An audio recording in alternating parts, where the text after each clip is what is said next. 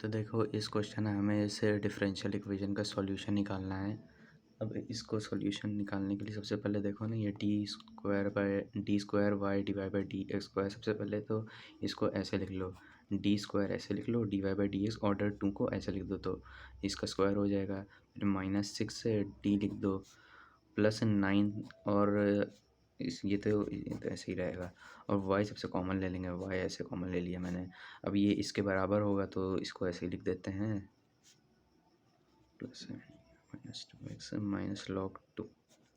अब इसकी auxiliary equation लिखेंगे। ऑक्सिलरी इक्वेशन लिखने के लिए सिंपली डी को एम से रिप्लेस कर देते हैं और ये सब चीज़ें हट जाती हैं, वाई भी हट जाता है और ये सब चीज़ें भी हट जाती हैं, जीरो के बराबर हो जाता है। तो डी को एम से रिप्लेस करेंगे तो हो जाएगा m² -6m +9 = 0।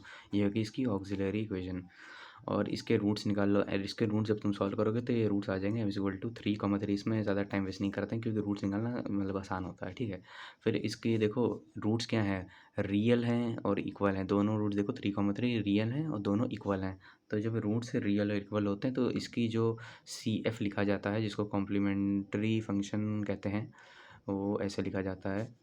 C1 सबसे पहले लिख देते हैं, उसके बाद हम लिखते हैं ई की पावर नहीं, यहाँ पर C1 लिखते हैं, फिर +C2 लिखते हैं। जब रूट्स एंड रियल इक्वल होते हैं तो C1 + C2, फिर यहाँ पर x लगा देते हैं और यहाँ पर ई की पावर जो यहाँ पर m की वैल्यू है वो यहाँ पर 3 आ जाएगा, जैसे m में यहाँ पर ये है ना, और यहाँ पर x आ जाएगा। अगर यहाँ पर 3 रूट्स होते तो यहाँ पर C2x लिखते +C3x² हो जाता। अगर 4 रूट्स होते हैं तो C3x² के बाद C4 भी आ जाता है, यहाँ पर x का क्यूब साथ में हो जाता है। तो इसमें ज़्यादा कोई मतलब मुश्किल बात नहीं है।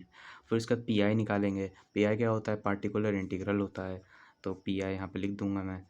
पी यहाँ पर सबसे पहले नीचे लिखोगे 1 लगा, ये ऐसे लिख दिया 1 डिवाइडेड बाय ये जो ये पूरा हमने ये लिखा है ना, ये इसको ऐसे ही लिख दो। यहाँ पर नीचे ऐसे लिख दो -6d +9। उसके बाद यहाँ पर ये चीज़ लिखोगे, ये जो ये ना ऊपर यहाँ पर डॉट लगा के ऐसे ऐसे हम इसको ऐसे पूरा इक्वेशन को ऐसे लिख देंगे। 6e⁻3x + 7e⁻−2x -log 2।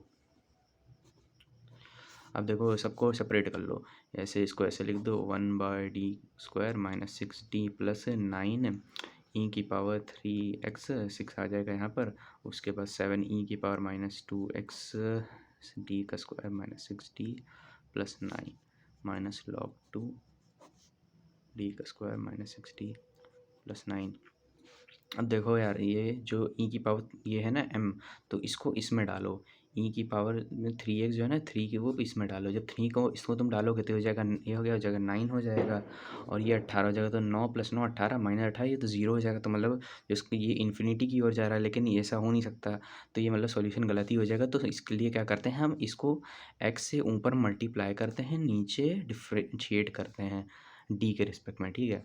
तो क्या करेंगे, x को मल्टीप्लाई करो ऊपर, ये डॉट ये ऐसे ही रह जाएगा। नीचे डिफ्रेंशिएट करोगे, जब डिफ्रेंशिएट करोगे तो क्या आ जाएगा, 2 है ना, 2 पीछे आएगा तो 2d -6d हट जाएगा और 9 का डिफ्रेंशिएशन तो 0 हो जाएगा। और यहाँ पर 6e⁻3x ये चीज़ ऐसी ही रह जाएगी। अब इधर देखो, यहाँ पर जब तुम 2 इधर डालोगे, सॉरी -2 जब इधर डालोगे तो क्या हो जाएगा, यहाँ पर 4 आ जाएगा। 4 + 9 13 और ये तो 12 हो जाएगा। तो इसका मतलब 25 आंसर आएगा। मतलब कि ये ठीक है, इसमें कुछ नहीं होगा। तो इसको हम ऐसे लिख देते हैं, सॉल्यू करके ये 25 यहाँ पर ऐसे ही आ गया, इसमें कुछ नहीं करना है। अब यहाँ पर देखो, यहाँ पर log 2 है तो log 2 को कोई मतलब इसको सॉल्व नहीं कर सकते। यहाँ पर तुम ऐसे मान लो कि e⁻0x है, ठीक है। तो जब 0 को यहाँ पर डालोगे, क्योंकि e⁻0 क्या होता है, 1 हो जाएगा सिंपली। तो यहाँ पर 0 जब डालोगे तो यहाँ पर 0, यहाँ पर 0, ये 9 आ जाएगा। तो ये हो जाएगा -log 2, यहाँ पर नेम सिंपली 9 हो जाएगा। अब यहाँ पर देखो, यहाँ पर फिर से 3 की वैल्यू इसमें डालो। जब 3 की वैल्यू होगा फिर से इन्फिनिटी चलेगा, क्योंकि 2 3 6 -6 0 हो जाएगा और यहाँ इन्फिनिटी हो जाएगा। फिर से इसको इस पर डिफरेंशिएट करेंगे तो डिफरेंशिएट करोगे, यहाँ पर 2 आ जाएगा सिंपली। और यहाँ पर x से फिर से मल्टीप्लाई करेंगे तो यहाँ पर x² आ जाएगा 6e⁻3x। अब देखो, अब इसका सोल्यूशन तो हो ही गया, अब इसमें कुछ करने की जरूरत ही नहीं है। और इन दोनों को ऐसे ही लिख दो यहाँ पर। तो 7e⁻−2x डिवाइडेड बाई 25 -log 2 1/9। तो इसका सॉल्यूशन हो गया। यही इसका जो होता है सॉल्यूशन, क्या होता है इसका, ये होता है कंप्लीट सॉल्यूशन। इसको लिखने का तरीका है ऐसे, y = ऐसे कंप्लीट सॉल्यूशन है, यहाँ y लगा के =, यहाँ पर आ जाएगा C1 जो हमने ऊपर निकाला था ना, CF प्लस पी आई होता है, कंप्लीट सॉल्यूशन होता है CF प्लस पी आई।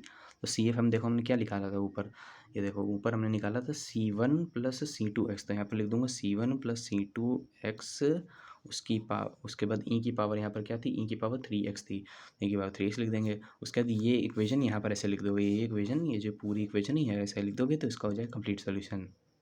ठीक है, तो इस क्वेश्चन का सॉल्यूशन ऐसे आएगा। तो वीडियो को अंत तक देखने के लिए धन्यवाद।